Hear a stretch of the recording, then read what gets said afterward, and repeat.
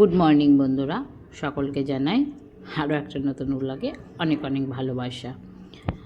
আচ্ছা বন্ধুরা, তোমরা অফলাইনে জিনিস কিনতে বেশি পছন্দ করো না অনলাইনের? আমাকে সেটা একটু কমেন্টে জানিও। আমি দেখো ডিক্যাথলন কোম্পানি থেকে একটা জামা, মানে একটা না অনেক কটা জামা অর্ডার করা হয়েছিল, মানে আমার হাজব্যান্ডের জন্য। এবার তার বন্ধুরাও হয়তো কিছু নিয়েছে, একসঙ্গে অর্ডার করেছিল।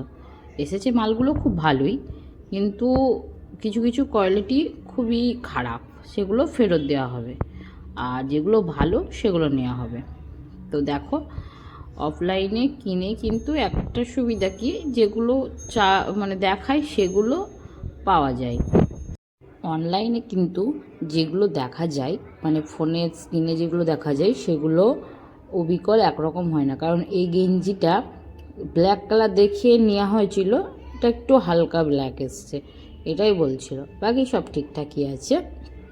তো কি কি আছে সেগুলো একটু দেখে নাও। এটা হচ্ছে হেলমেটের ভিতরে পরার জন্য, ঠান্ডায় সকালে স্কুল যায় সেই জন্য নিয়েছে।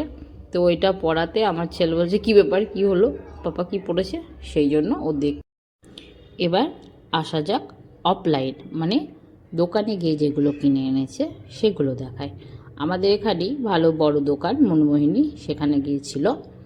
তো সেখান থেকে বাবুর কিছু শার্ট নিয়ে এসছে এই শীতের পরার জন্য। এটা একটা উবলিকোটের শার্ট না গেঞ্জিটার মতো, আর এটা ছিল জ্যাকেট, যেটা আমি পছন্দ হয়নি, মানে আমার ছেলের গায়ে খুব টাইট হচ্ছে, এটা ফেরত যাবে। আর ছিল এই টুপি লাগা গেঞ্জিটা, এটা খুব ভালো ছিল, বেশ ভালো, এটা নিয়েছি।